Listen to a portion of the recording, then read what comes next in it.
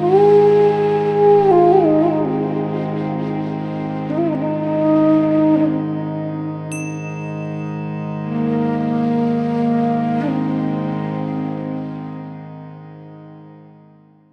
more is that I want you to be more aware that you are looking, and not what's going on.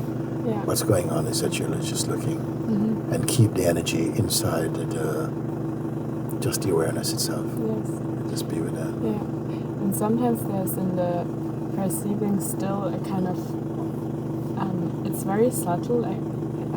It's hard to say it in words. That there's still a sense of how can I describe it? That the perceiving comes from here in a way. Yeah. And it feels somehow still like not like perceiving fully. Is there some kind of... I've been giving a little advice recently, like say you're sitting in a room, and you're alone, and there's a window looking outside. And outside is the mind. Yeah. All that's going on. And it's very persuasive, it's got a lot of ideas, suggestions and so on. It's like it's trying to talk to you. Outside of the window. Yeah, but you're here. And you don't need anything from there. Yeah. But sometimes some scenes go and you get interested in that for a bit. Yes. And then when you get interested, it's as though you get identified. Yeah. And it's like you're on the other side of the window. Yeah. It appears that it's not true, Yes, because you're okay. still in the room.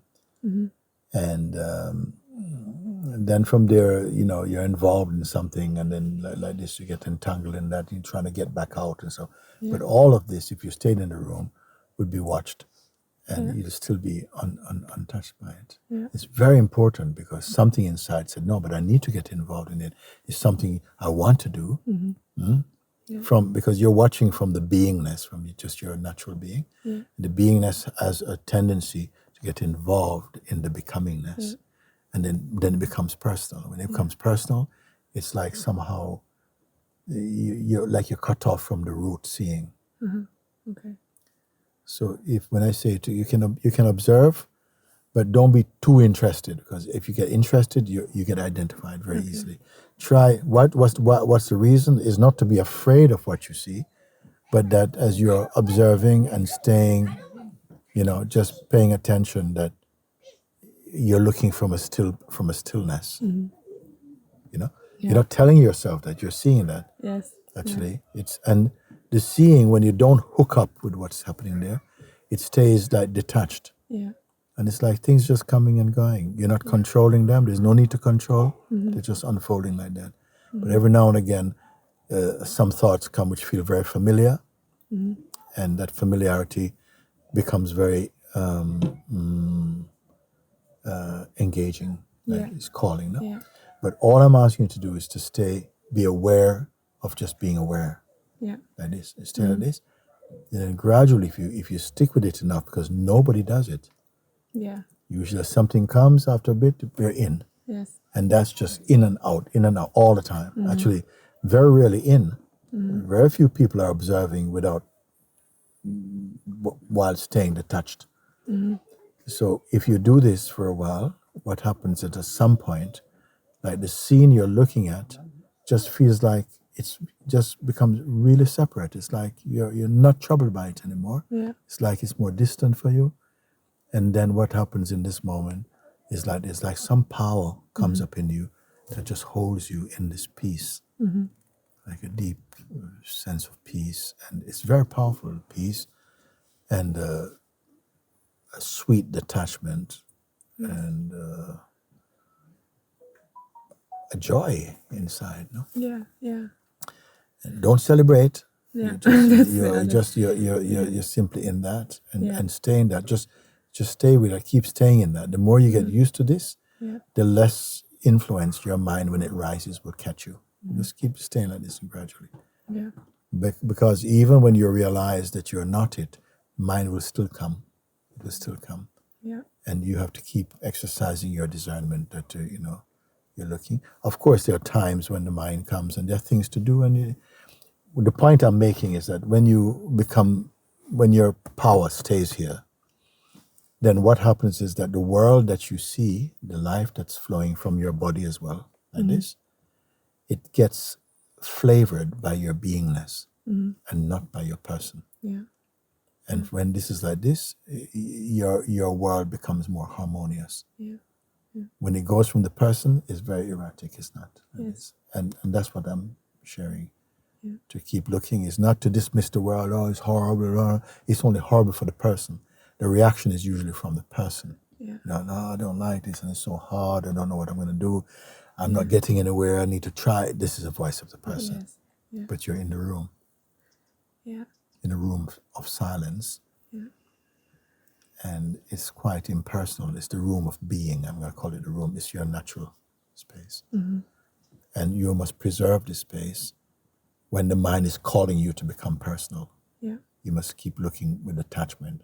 It feels difficult in the beginning, but as soon as you experience the beauty of it, then you have more resolve in you to stay with it. You stay with it and stay with it. And then gradually the mind will, because sometimes it's almost like the mind is like someone that comes and goes, hey, come, and you're gone.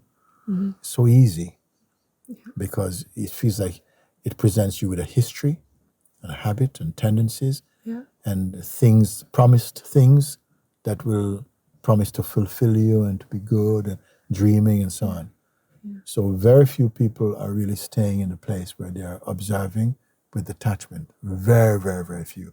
But as soon as it begins to work for you, you'll see what a huge difference it makes. Yes. You won't be struggling with life. Yes. And even the things that feel very painful and difficult for you, you start to appreciate that they help you to stay here. Yes.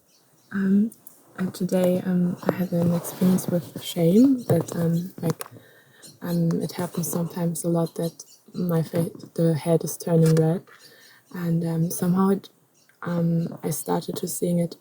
It's a blessing because it is possible that the head is turning red and it doesn't disturb me. It's just because then if it turns red or not, it doesn't matter. But when the mind clings in and it's like, now you feel uncomfortable or people around you feel uncomfortable, then comes the stickiness.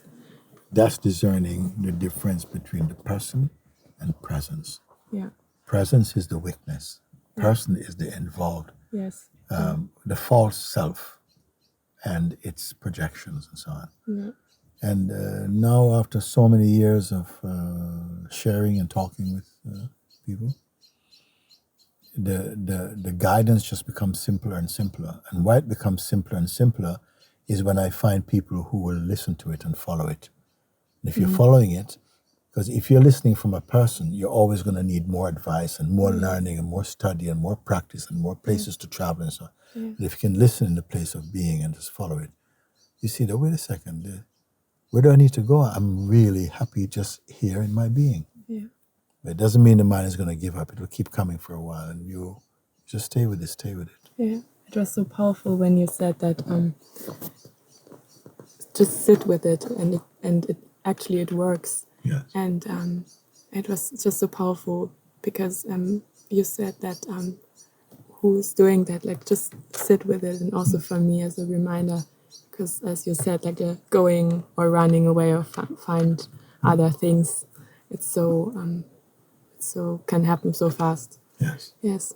Very quick. And even if you feel like, I got identified again, don't register that like a failing. Don't worry, just again, come back.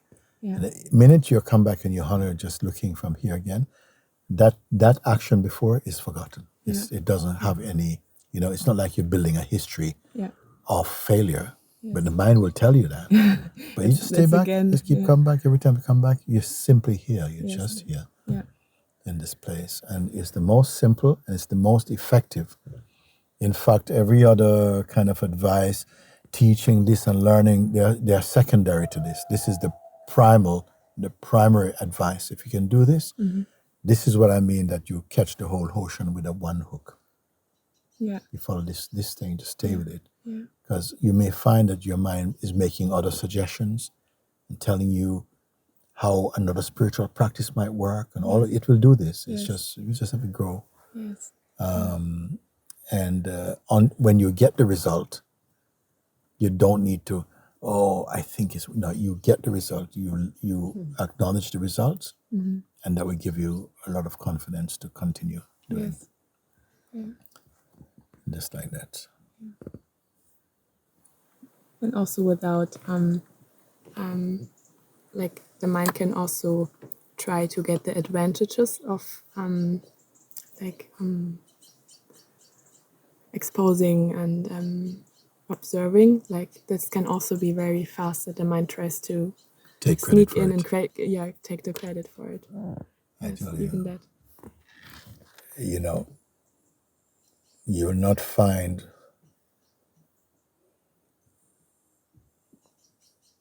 anyone that can create delusion in you than your own mind. Okay? That's the only thing you have to master. You don't have to master anybody else. If you can master, and by mastering I mean just being aware of what is happening and see that actually it's just a movie, and actually so many thoughts you may experience in a day, and at the end of the day you cannot remember any of them because they have no value. There's nothing at all. Yeah. But if you catch one, it will stick with you. Yeah. Yes. No? Yeah. So just to be aware of that and just keep looking and checking in. This simple thing. And what happens, how clever and how strong our conditioning is that sometimes you'd rather go and do 50 other practices rather than just this one thing. Why? Because this works. And the mind has it's that it comes out with a resistance. Yeah. But over the years, I came to a conclusion that you don't need to regard your mind as your enemy. Actually, it's one of the best helpers because he's going to give you such a hard time that it's only by if he was all giving you sweet times, you would never wake up. But because it crashes so often and you get tired of struggling and suffering, and then you become more open to looking for a guidance that really works. And this works. Thank you. Good.